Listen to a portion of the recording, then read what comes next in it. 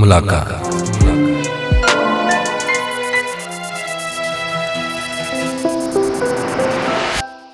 नमस्कार, आप सभी का स्वागत है सत्य वचन में।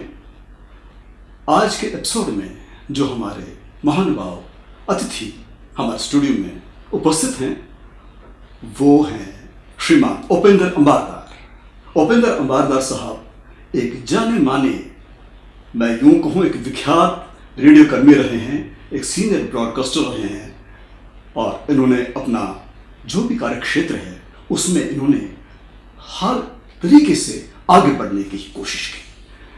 तो उपेंद्र अंबारदार साहब, आपका विधिवत स्वागत है। आपका भी स्वागत है, आपने मौका दिया यहाँ आने के लिए, आपका धन्यवाद। बहुत बहुत अच्छा लगा आपसे मिलके। अंबारदार साहब, गुफ्तगू मेरे ख्याल है ऐसे शुरू करते हैं। देखिए, आपका सफ़र जो ज़िंदगी का रहा है वो प्रसारण से जुड़ा है, ब्रॉडकास्टिंग से। और बिहान एज ब्रॉडकास्टर, ये तो सबको पता है। आपने गहन अध्ययन भी किया है ग्रंथों का, जहाँ तक मुझे मालूम है।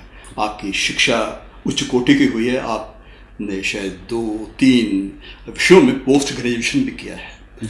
हाँ, ऐसा विदित है। मैं जानना चाहूँगा, ये एक रेडियो कर्मी की जो जिंदगी है वो, उसका सफ़र प्रसारण से अध्यात्म में कैसे आया? क्योंकि आप अध्यात्म से भी जुड़े हैं, आप लिखते हैं, आपकी पुस्तकें, आपके जो लेख हैं अखबारों में या कहीं मैगजीनों में अक्सर पढ़ने को मिलते हैं। सबसे पहले ये बताइए, आप अध्यात्म से कैसे जुड़े? क्या ये आपके बचपन से आपके साथ ऐसा कुछ मन में भाव था, या आपकी जब आप सेवानिवृत्त हुए उसके बाद ऐसा आपको महसूस हुआ? मैं उस इदारे में काम करता था कि कार्य प्रणाली ही ऐसी थी कि जुड़ना पड़ता था अपनी संस्कृति से, अपनी भूमि से, अपनी भूमि की महक से। जी, जितने भी आयाम इस भूमि के साथ जुड़े हुए हैं, चाहे वो सांस्कृतिक हो, आध्यात्मिक हो या धार्मिक हो, जो उनके साथ लगाव होना बहुत लाजमी है। तो इसलिए उसकी तरफ मेरी रुचि बढ़ गई और मैं कार्यरत हूँ और काम करता हूँ कि कश्मीर की जो पावन धरती है या हमारा भारतवर्ष का जो भूखंड है, तो उसकी विशालता जब उस संदर्भ देखते हैं जी, तो जितने भी संदर्भ हैं, जितने भी आयाम हैं, तो उनका कोई मुकाबला नहीं है। आप बहुमुखी प्रतिभा के धनी हैं। आपके भी बहुत सारे आयाम हैं जो सबको पता है। तो उन आयाम में से एक आयाम ये है, आप शायद फिलॉसफी से तर्क शास्त्र कहते हैं जी, उसके भी ज्ञाता कहूँगा मैं। आप ज्ञाता हैं? ज्ञाता नहीं है, ज्ञाता नहीं कर सकते। ये इतना विस्तार है, विषय है कि इसके बारे में तो घंटों बात हो सकती है। तो हमारा अनुरोध ही है, हमें संक्षिप्त में कुछ ऐसा बताइए जो आम लोगों तक ये बात पहुंचे कि हम सभी बात कहते हैं, भैया do you know about Shaivism, do you know what is Trika, we say या वी नो, लेकिन है क्या, इसका मूल सिद्धांत क्या है, उसके बारे में अगर आप वर्णन करना चाहें तो। जी, जैसे आपने कहा कि आपने दुरुस्त कहा कि शैव मत जो है जी, विविध नामों से जाना जाता है। सबसे पहले मैं ये कहूँगा कि ये तो एक संपदा है, एक धरोहर है, न सिर्फ कश्मीर की, पूरे भारतवर्ष की।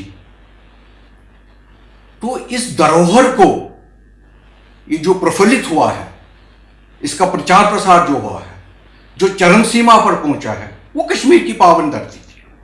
यहां पर उसका उत्कृष्ट स्थान मिला हुआ।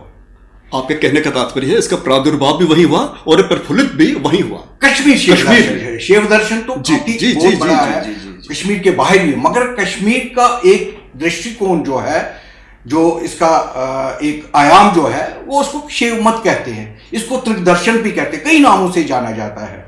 जैसे इसको शिव मत कहते हैं, शिव दर्शन कहते हैं, कश्मीर शिविज्म कहते हैं, त्रिक परंपरा भी कहते हैं, इसको पृथ्वी का दर्शन भी कहते हैं। तो इतने नामों से इसको जाना जाता है।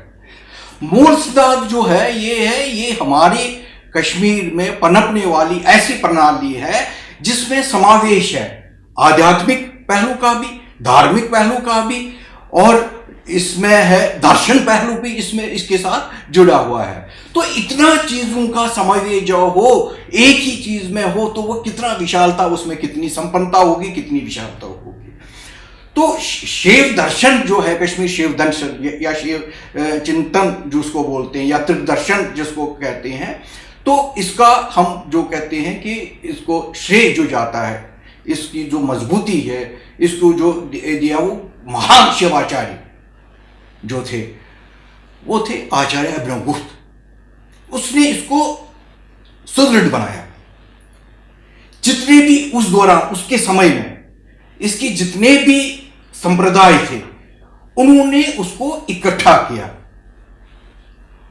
और उसका नाम दिया त्रिकदर्शन। मगर साहब, त्रिक का अर्थ क्या है? त्रिक वही मैं बताऊंगा। त्रिक तीन का जोड़ है। अब कश्मीर परंपरा में जब हम शिव दर्शन की बात करते हैं, त्रिकोण का, त्रिक का बहुत महत्व है। आपने देखा होगा। अब जब हम बात करते हैं कश्मीर की व्यवहारिकता दैनिक जीवन में, ये अलग से एक सब्जेक्ट है, एक अलग से विषय है, यहां तो नहीं कह सकते हैं, क्योंकि एक अलग इसके लिए एक प्लेटफॉर्म चाहिए बात करने के लिए उसके बारे में। मगर मैं बताऊंगा कि किस तरह से एक जोड़, तीन, त्रिक बोलते हैं तीन का जोड़। जी जी जी जी, जैसे शिव शक्ति और नर शिव और शक्ति। जी जी। फिर पशु पाश, तो पशुपति, पशु पाश और पशुपति।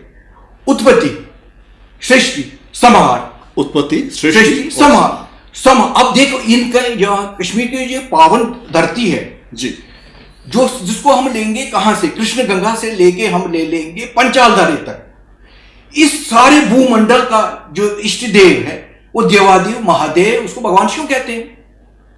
इस पूरे भूमंडल के इष्ट देव, हमारे जो इष्ट देव हैं, कहां से लेके, कृष्ण घाटी से लेके, कृष्णा घाटी से लेके कहां से, यहां तक पंचाल दरे तक, इसके पूरे ये जो भूखंड है उसके इष्ट देव भगवान शिव है। भगवान शिव को पूजने वाले जो परम वैभव कश्मीर में प्राप्त हुआ है, इसलिए कश्मीर देवादेव इसको कहते हैं देवादेव महादेव, सब देवों से सबसे ऊपर है वो भगवान शिव है। क्यों? इन्हीं के द्वारा जो मैंने तीन चीजें बताई, त्रिक जो आप पूछ रहे थे, सृष्टि का संहार, स्थिति और समावेश या उत्पत्ति, ये सारे भगवान शिव के द्वारा होते, वही सब कुछ करते। इनकी वजह से ही भगवान, तभी हम करते। और भगवान शिव को पूजे शैव। अब आप बोलते हैं कि कश्मीर जी शैवी हैं। शैवी क्या है? शैवी भगवान शिव को पूजने वाले, जो भगवान शिव को परम देवता मानते हैं। कश्मीर शिव दर्शन में भगवान शिव की आराधना को सबसे ऊंचा स्थान दिया गया है। मगर भगवान शिव तब तक निष्क्रिय है, भगवान शिव तक कार्यशील नहीं हो सकते हैं जब तक उसको शक्ति का सहयोग न हो। तो इसलिए कश्मीर को शिव स्थान होने के साथ साथ शक्तिवाद का भी गहवारा रह चुका है पूरे भारतवर्ष में। पूरे भारतवर्ष भूखंड में शक्तिवाद का गहवारा है कश्मीर में। और भगवान शिव तब तक कुछ भी नहीं कर सकते हैं जब तक कि उनके शक्ति का संचार। क्यों? शक्ति क्या है? शक्ति एनर्जी है, शक्ति ताकत है। शक्ति भगवान शिव को जो ये भगवान ये सृष्टि की रचना करना है, इसकी उत्पत्ति करना है, उसको क्रियाशील बनाने के लिए शक्ति का सहारा चाहिए। तो इसलिए हम कहते हैं कि शक्ति और शिव। तभी आपने देखा होगा कश्मीर में भगवान शिव को जब हम पूजा करते हैं, अर्धनारीश्वर भगवान शिव का हम पूजन कश्मीर में सबसे ज्यादा है अर्धनारीश्वर के रूप में, क्योंकि आधा शरीर जो इंसान मानव का है वो भगवान शिव का है, आधा उसमें शक्ति का संचार हो। तो इनका समावेश ही तो शिव शक्ति है, तभी तो शिव और शक्ति बोलते हैं। मरदार साहब, जब हम शिवरात्रि हेरथ पूजन करते हैं जी, हम कहते हैं यामुल या विघटन, वो भी यही है शिव और शक्ति का मिलन। ठीक है, जो शिवरात्रि है वो अलग टॉपिक है, उसमें किसी और दिन हम बात करेंगे। मैं मानता हूं, हाँ, लेकिन मगर शिव देखिए जो शिवरात्रि है उसकी बड़ी धारणा है। शिवरात्रि हमारा सबसे प्राचीनतम त्योहार है। हमारे लिए ये त्योहार ही नहीं है, ये एक उत्सव है। हम इसको त्योहार की तरह नहीं मनाते हैं, हम उत्सव। ये भैरव याग है, ये भैरव पूजा है। हाँ।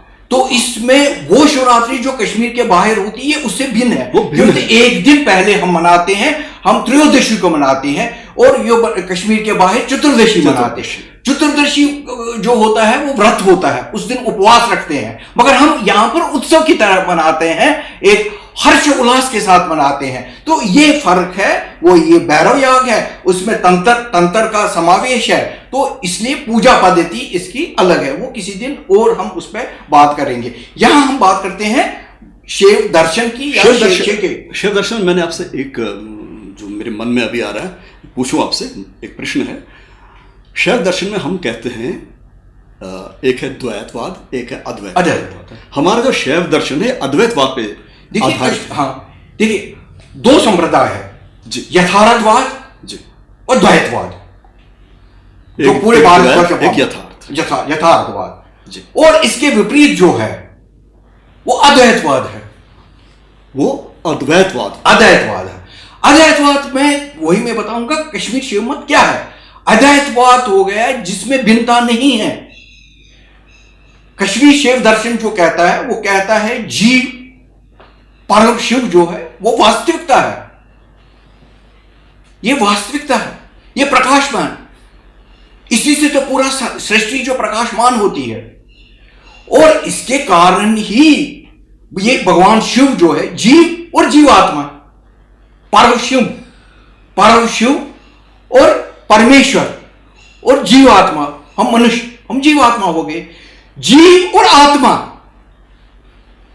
भगवान शिव हमारे प्रत्येक इंसान में मौजूद है, मगर अपनी अज्ञानता के कारण, अल्प ज्ञान के कारण हम इसमें फर्क करते हैं, उसको पहचान नहीं पाते हैं। तो इसलिए ये जो दुविधा पैदा हो गई है, तो ये इसको सुलझाता है कौन है? कश्मीर शिव दर्शन। वो कहता है आपको बाहर जाने की जरूरत नहीं है, बाहर से अंदर आने की जरूरत है।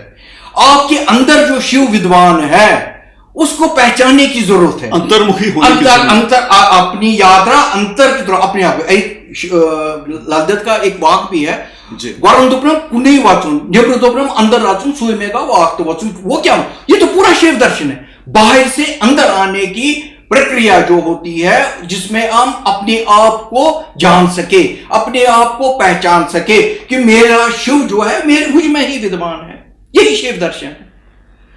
किसी के साथ भिन्नता नहीं करनी चाहिए, गैर है सब। इसमें भी, आप में भी शिव है, मुझ में भी शिव है, कोई फर्क नहीं है आप में और मुझ में। मगर मेरी अज्ञानता है, आपकी अज्ञानता है, हमारी सबकी अज्ञानता है, जिसकी वजह से हम इसको नहीं पहचानते। जिस दिन हम पहचान पाएंगे उस दिन तो भगवान शिव के साथ मिलन हो जाएगा। और अब देखिए, हमारा जो योग की परंपरा, हम योग करते थे, कुंडलिनी जागरण जब होता है जी, जो ना मूलाधार से जब कुंडलिनी जागरण का होता है, तो कुंडलिनी वो होती है, वो ये भी शक्ति है। देखो ना, मैंने कहा क्या है, ये शक्ति। जब कुंडलिनी जागरण का होता है तो क्या होता है, तो कुंडलिनी ऊपर उठती है, तो ऊपर उठती है कहां तक? जब वो शेषधार में पहुंचती है तो वहां क्या अमृत वर्षा होती है। तो समावेश होता है, शक्ति और शिव का समावेश होता है। तो परमानंद, इसको परमानंद की आनंद की स्थिति कहती है। अब कितने शिव मत के मुख्तलिफ आयाम है, मैं दर्शाता हूं। जैसे इसको बोलते हैं प्रतिभिज्ञा, एक है, इसका एक अंग है प्रतिभिज्ञा। प्रतिभिज्ञा अपने आप को पहचाना, वही बाहर से अंदर आना और अपने आप को पहचाना कि भगवान शिव और मुझ में कोई फर्क नहीं, मेरी अज्ञानता के कारण मैं ये इसको मैं भूल गया हूं, को पहचान नहीं पा रहा हूं। तो ये शिव दर्शन का है। दूसरा हो गया, इसका एक और अंग है, उसको बोलते हैं स्पंद। स्पंद हो गया धड़कन, स्पंद हो गया धड़कना, थिरकना। जो संसार में जितना भी कुछ घटित होता है वो तो स्पंद है, यूनिवर्सल थ्रॉब जिसको बोलते हैं। जो कुछ भी घटित होता है, जैसे हम बात करते हैं, ये तो स्पंद है। मैं आप घर से चल के इधर आ गए, ये तो स्पंद है। जो संसार में घटित होता है ये तो स्पंद है। ये हमारी सांस लेने बोलने की क्रिया, ये तो स्पंद है। यही तो शिविज्म है। फिर क्रम, एक और अंग है इसका, क्रम है। क्रम क्या हो गया? गतिशीलता। किसमें? आध्यात्मिक प्रयास में गतिशीलता है, वो तो क्रम हो गया ना, हो गया ना। उसमें मुख्तलिफ आयाम है और क्रम एक सिलसिलावार तरीके में चलता है, ये चलता है, क्योंकि एकदम नहीं होता है, इसलिए अभियान से ये क्रम हो गया।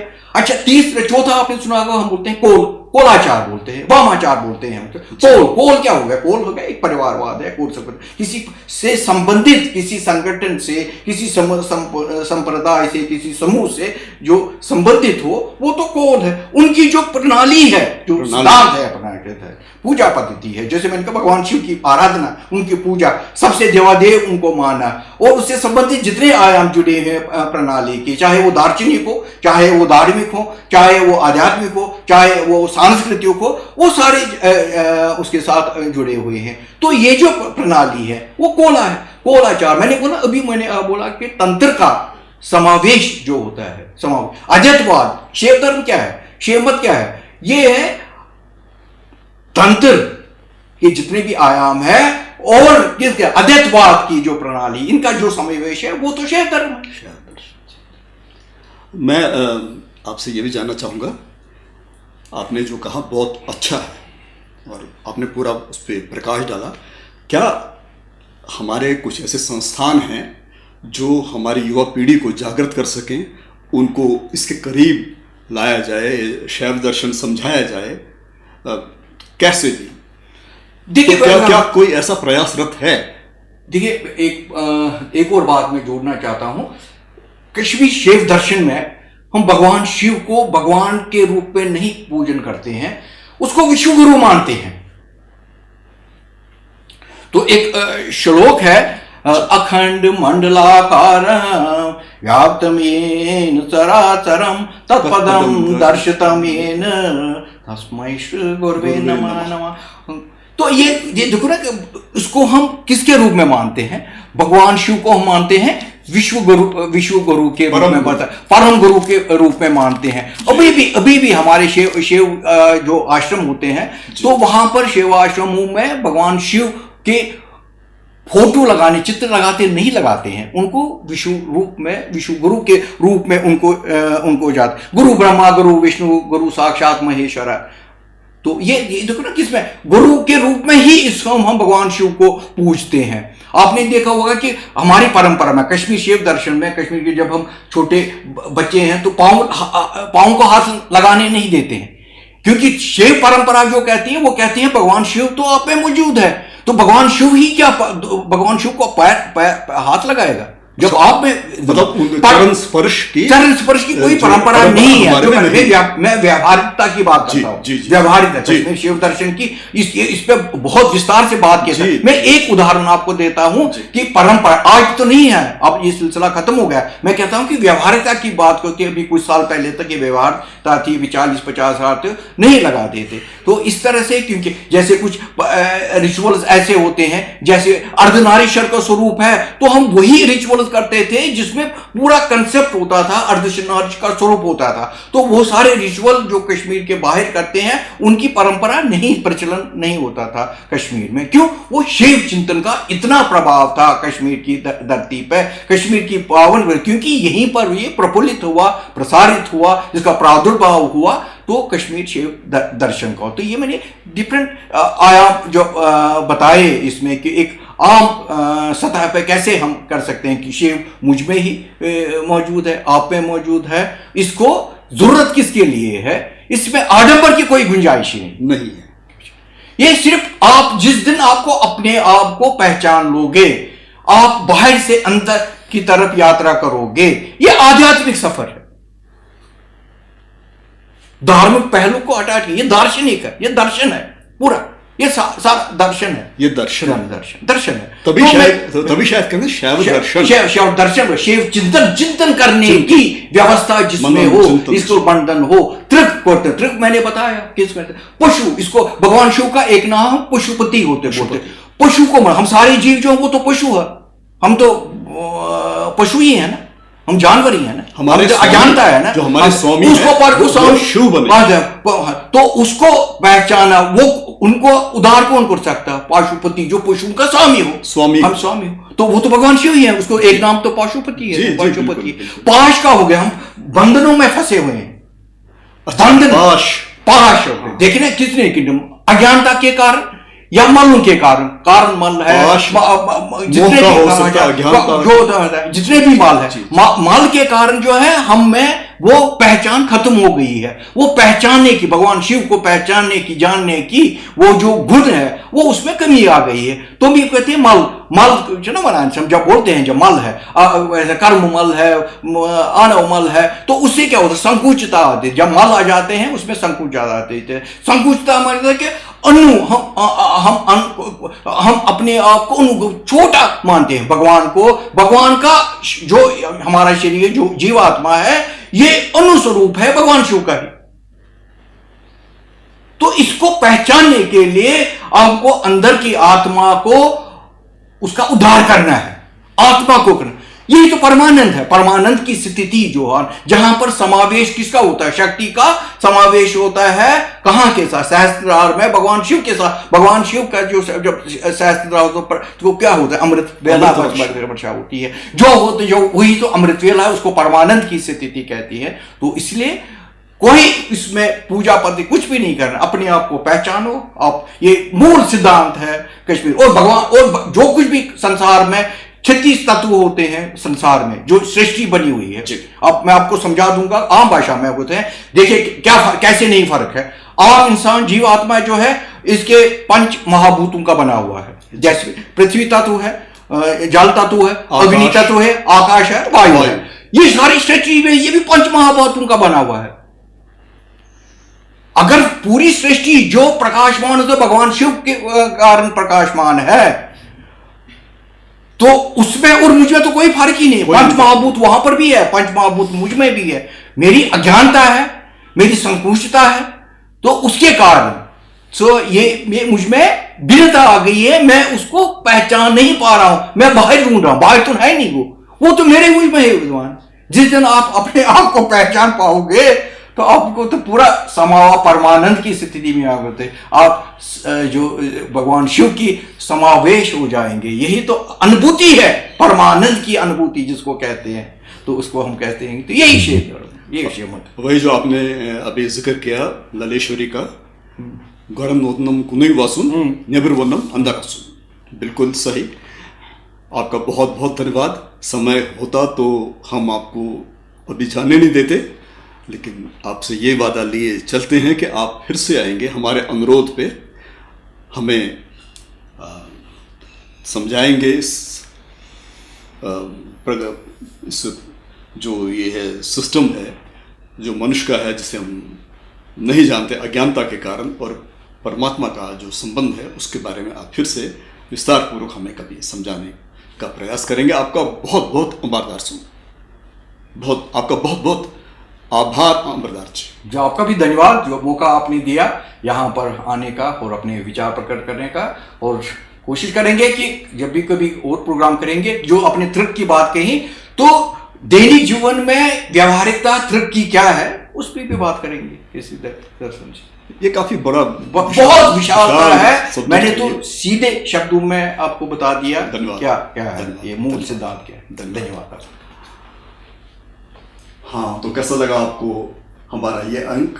अध्यात्म से जुड़ी भावनाएं, हमारी अज्ञानता और परमपिता परमेश्वर का प्रकाश और सानिध्य, वो मनुष्य को कहाँ से कहाँ पहुँचा देता है, इस बारे में हमने विस्तार से नहीं कहूँगा, संक्षेप में बातचीत की हमारे आज के मेहमान उपेंद्र अंबारदार साहब से। इनका भी बहुत बहुत धन्यवाद, और दोस्तों आपका भी बहुत बहुत धन्यवाद।